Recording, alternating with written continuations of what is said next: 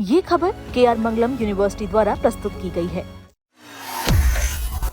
देश भर के लाखों केंद्रीय कर्मचारी और पेंशन भोगी इन दिनों 8वें वेतन आयोग से जुड़ी हर खबर पर नजर बनाए हुए हैं। वेतन बढ़ोतरी, पेंशन सुधार और फिटमेंट फैक्टर जैसे मुद्दों को लेकर लगातार चर्चाएं चल रही है। इस बीच आयोग से जुड़ा एक महत्वपूर्ण चरण अब समाप्त हो गया है। कर्मचारियों और विभिन्न संगठनों के लिए अपने सुझाव और मांगे भेजने की अंतिम तारीख खत्म हो चुकी है। 8वें वेतन आयोग ने संबंधित पक्षों से मेमोरेंडम यानी सुझाव पत्र मांगे थे। इसके जरिए कर्मचारी संगठन, पेंशनर संघ और अन्य संस्थाएं अपनी मांगे आयोग के सामने रख सकती थी। इन सुझावों के आधार पर आयोग आगे की सिफारिशों पर विचार करता है, इसलिए ये प्रक्रिया कर्मचारियों के लिए काफी अहम मानी जा रही थी। शुरुआत में सुझाव जमा करने की समय सीमा अप्रैल महीने तक तय की गई थी। बाद में विभिन्न संगठनों की मांग पर आयोग ने इसमें राहत देते हुए समय बढ़ा दिया था। पहली बार तारीख को मई तक बढ़ाया गया। इसके बाद दूसरी बार भी अतिरिक्त समय दिया गया ताकि ज्यादा से ज्यादा संगठन अपनी बात आयोग तक पहुंचा सके।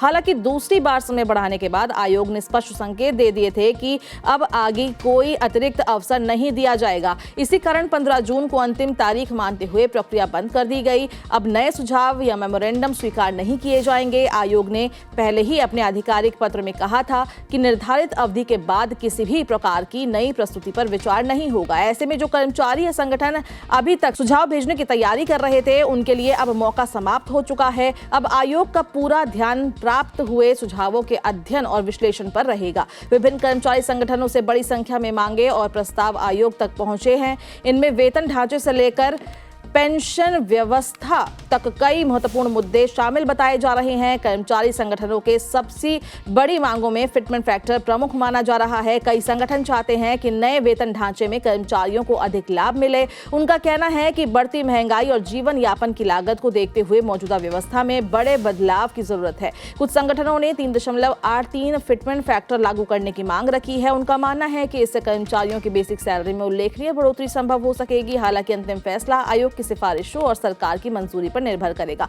इसके अलावा न्यूनतम वेतन बढ़ाने की मांग भी लगातार उठ रही है। कई कर्मचारी संगठन चाहते हैं कि वर्तमान आर्थिक परिस्थितियों को देखते हुए न्यूनतम वेतन का स्तर बढ़ाया जाए। पेंशनरों ने भी पेंशन सुरक्षा और लाभों में सुधार की मांग रखी है। महंगाई भत्ते को मूल वेतन में जोड़ने का मुद्दा भी चर्चा में बना हुआ है। कई कर्मचारी संगठनों का मानना है कि इससे वेतन संरचना अधिक व्यवहारिक और लाभकारी बन सकती है। हालांकि इस विषय पर अंतिम निर्णय आयोग की समीक्षा के बाद ही सामने आएगा।